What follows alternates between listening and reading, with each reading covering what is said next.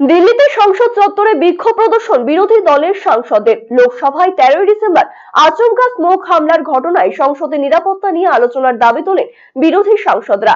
বিরোধীদের দাবি স্পিকার না মানায় সংসদ ভবনের ভেতরে বিক্ষোভ দেখান বিরোধী সাংসদরা।